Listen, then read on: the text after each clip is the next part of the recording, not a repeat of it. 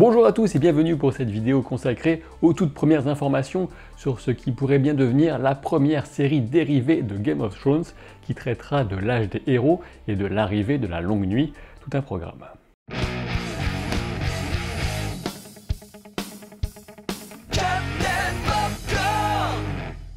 D'abord, rassurez-vous, si vous êtes fan de Westworld, l'analyse de l'épisode 8, qui était vraiment magnifique, arrivera dès demain mardi, et je vous invite d'ailleurs à rester pour la suite de cette vidéo, car vous le verrez, il y a une personne qui est un petit peu en commun entre ces deux sujets. On le sait dans le monde des séries, rien ne s'approche actuellement du succès mondial de Game of Thrones.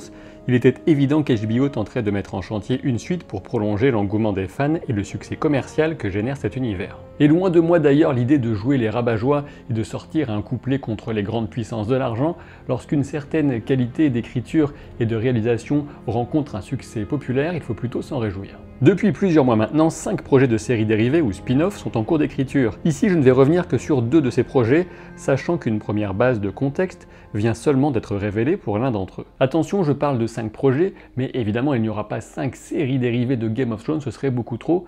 En fait, l'attitude de HBO a consisté à lancer 5 équipes d'écriture pour, au final, comparer les différentes propositions et choisir celles, au singulier ou au pluriel, qui ont le plus de potentiel. Du coup, on pourra se retrouver avec 1, 2, voire éventuellement 3, mais ce serait très étonnant, séries dérivées, mais ça, seul l'avenir nous le dira. Et le lien avec Westworld, c'est que l'un de ces projets d'écriture concerne Carly Wray, qui est à mes yeux l'une des toutes meilleures scénaristes actuelles, puisqu'elle a travaillé sur The Leftovers, Westworld, Mad Men et Mindhunter. C'est à elle qu'on doit l'écriture de l'épisode 8 de Westworld, l'un des épisodes les plus émouvants de toute l'histoire de la télévision. À vrai dire, je ne sais même pas si elle reste attachée actuellement à une proposition de spin-off de Game of Thrones, sur laquelle elle devait travailler avec George R.R. Martin lui-même, mais en tout cas, je lui ai posé la question sur Twitter, on verra si elle me répond. Il est temps d'évoquer plus en détail le projet pour lequel HBO vient de commander un pilote. À la tête de celui-ci, on retrouve encore une fois Martin, l'auteur de la saga du Trône de Fer, mais surtout Jane Goldman. Au palmarès de cette scénariste, on retrouve de nombreux films de Matthew Vaughn, comme Stardust, Kick-Ass, X-Men First Class, ou encore les 2 films Kingsman. Et on sait donc que ce spin-off a choisi de nous plonger dans la période charnière entre l'âge des héros et l'arrivée de la longue nuit, et un peu plus tard dans cette vidéo, j'explorerai tout le potentiel narratif de cette période qui est située plusieurs milliers d'années dans le passé de Game of Thrones. La suite de la brève description officielle fournie par HBO pour ce pilote souligne qu'une seule chose est certaine, depuis les horribles secrets du passé de Westeros jusqu'à la véritable origine des marcheurs blancs, en passant par les mystères de l'Orient et la légende de la famille Stark, ce ne sera pas l'histoire que nous croyons connaître. Avant de me lancer plus avant et avec bonheur dans les réactions et spéculations à ce sujet, il faut quand même souligner que nous ne sommes pas encore sûrs de voir cette série spin-off arriver sur nos écrans, puisqu'il faut que HBO valide ce pilote, et on peut d'ailleurs se souvenir que le pilote de Game of Thrones avait dû être retourné après une version qui n'avait pas été jugée convaincante. On peut ajouter un indice complémentaire pour ce pilote. En effet, en août 2017, Digital Spy avait demandé à Jane Goldman si on pouvait s'attendre à retrouver dans le spin-off sur lequel elle travaillait alors la combinaison de son sens de l'humour et de l'horreur gore qu'elle affectionne généralement. Ce à quoi elle avait répondu prudemment que ces éléments qu'elle apprécie et qu'elle aime travailler se retrouveraient sans doute dans sa proposition à HBO. Et connaître la vision de Jane Goldman est d'autant plus important pour apprécier la tonalité que pourrait avoir cette série dérivée qu'elle en sera showrunner. En effet, Weiss et Benioff, qui sont derrière Game of Thrones, vont passer à autre chose après sa dernière saison, la 8e, qui arrivera en 2019. On sait déjà qu'ils devraient potentiellement s'attaquer à plusieurs films Star Wars situés dans une époque très éloignée de celle qu'on connaît. En supposant que ce spin-off sur l'âge des héros soit validé, eh bien on sait qu'on ne le verrait sur nos écrans au plus tôt qu'en 2020, soit 1 an après la dernière saison de Game of Thrones, et que le budget alloué à la première saison du spin-off serait d'au moins 50 millions de dollars. Et la question du budget me permet d'ailleurs d'en venir à mes premières réactions sur le choix de cette période, et la toute première, eh bien, c'est l'excitation. C'est vrai qu'on me reproche souvent de ne pas montrer suffisamment d'enthousiasme. Bon, je suis sans doute peu démonstratif, surtout comparé à la moyenne de la surexcitation quasiment permanente qu'on peut trouver sur YouTube, mais je vois vraiment beaucoup de potentiel dans ce projet. Et oui, je dois bien avouer que j'adore la perspective d'aller fureter, explorer, pour découvrir les histoires qui sont à la base des grandes légendes, aussi bien d'Essos que de Westeros, Mais du coup, en conséquence, ma deuxième réaction, c'est un peu la surprise, puisque je me dis que ce type d'histoire, ça va demander beaucoup d'effets visuels. Après, évidemment, tout dépend du type d'histoire exacte qu'on veut raconter, de l'ampleur qu'on veut donner au récit. En effet, même si on devrait être assez tranquille en termes de bataille de dragons, ce qui fait déjà une belle économie, faut pas se le cacher, il y a quand même d'autres créatures surnaturelles qui pourraient être mises en avant, mises à l'honneur par cette période, comme par exemple les géants, les enfants de la forêt, les araignées des glaces, ou je ne sais quel serpent des mers par exemple.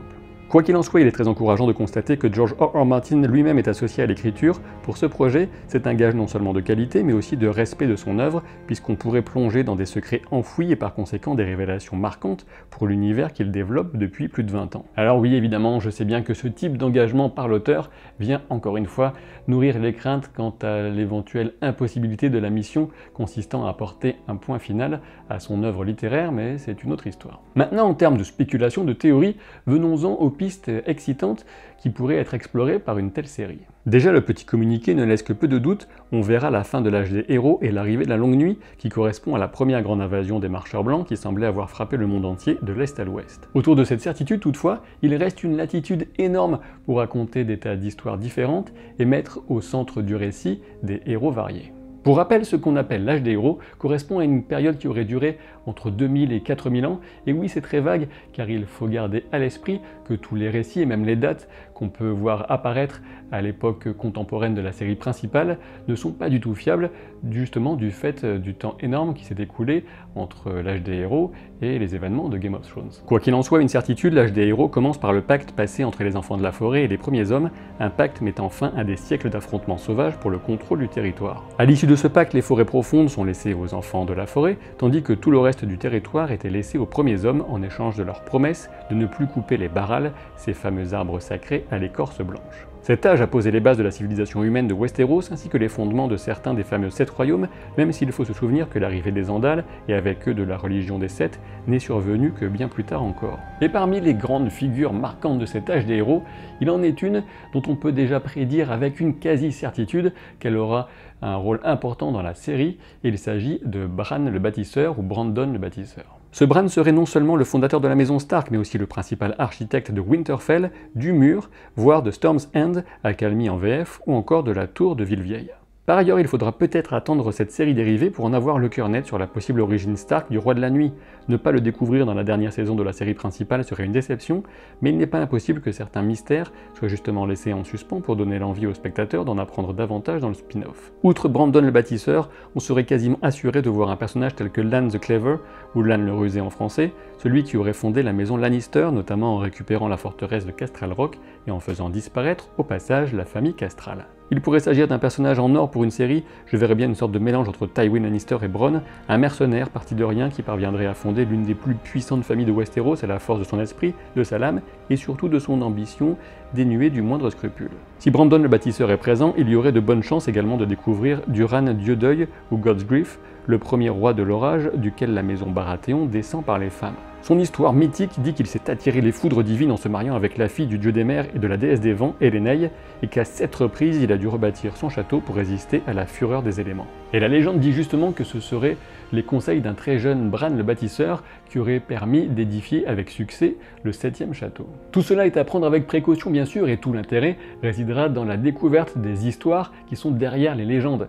Et comme le soulignait George R.R. Martin lui-même, on peut dire que Brandon le Bâtisseur est aussi éloigné et mythique pour les gens de Westeros actuels que ne le sont Noé et Gilgamesh pour nous par exemple. A priori, cette série tenterait comme la principale de s'intéresser aussi un peu à Essos, le gigantesque et mystérieux continent oriental, et ce qui vient tout de suite à l'esprit, ce sont bien sûr les légendes relatives à la longue nuit, avec les versions d'Ashai et de Yiti. Ce serait par exemple l'occasion de découvrir la véritable ampleur géographique du phénomène de la longue nuit, ainsi que les liens éventuels qui pourraient exister entre les différents héros, aux noms différents, qui sont chacun crédités pour avoir accompli l'exploit d'arrêter la longue nuit.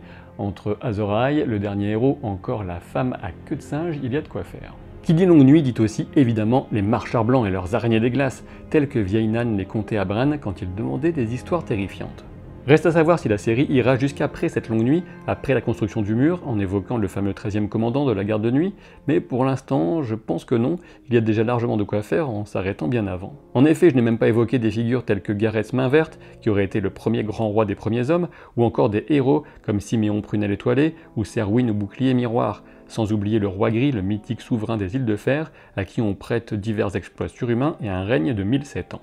Enfin, quand le communiqué d'HBO évoque les terribles secrets du passé de Westeros, on ne peut s'empêcher d'imaginer quel type d'atrocité cela pourrait recouvrir entre les actions des premiers hommes, celles des enfants de la forêt, ou encore ce qui avait pu motiver la première grande offensive des marcheurs blancs. Comme je vous le disais, si on joue aux devinettes, la prévision la plus sage porte sur le rôle central de Brandon le bâtisseur, notamment pour jouer sur l'attachement très fort des spectateurs à la famille Stark. Même si aucun des personnages de la série principale ne pourra apparaître, évidemment, il est certain qu'on cherchera à mettre en avant ces fondateurs mythiques des familles au cœur de la saga qu'on connaît si bien. On découvrira alors quel rôle les géants et les enfants de la forêt ont pu jouer dans la construction du mur et même peut-être dans l'édification de Winterfell, dont les fondations restent entourées de nombreuses légendes. Il s'agira d'éviter la redite avec la menace des marcheurs blancs. Du coup, ce que j'aimerais vraiment savoir, c'est si elle prendra le risque de développer l'histoire d'Azor Ahai et donc de la première défaite des marcheurs blancs, ou si ce sujet sera soigneusement évité. Beaucoup devrait dépendre de la façon dont la saison 8 de Game of Thrones, la dernière, devrait nous présenter la conclusion de l'affrontement terrible qui s'annonce maintenant depuis un moment entre l'armée des morts, le roi de la nuit, et Daenerys et Jon. Je sais, oui, je suis un vrai gueudin, mais je vous demande encore une fois de laisser un pouce en l'air si le contenu vous a plu, parce que quand on ne le demande pas, il y a beaucoup moins de pouces en l'air et la vidéo est moins aidée pour être visible sur YouTube. Abonnez-vous à la chaîne si ce n'est pas encore le cas, c'est aussi une belle marque de reconnaissance pour le boulot accompli. Et puis évidemment, j'ai vraiment envie d'entendre votre ressenti, vos commentaires, de les lire en tout cas, sur cette annonce et sur ce que vous attendez de cette série dérivée. Est-ce que ça vous excite? Est-ce que ça vous effraie? Est-ce que vous vouliez absolument voir d'autres périodes traitées? En tout cas, rendez-vous sous la vidéo pour en parler. Je vous dis à très bientôt pour de nouvelles aventures. Salut!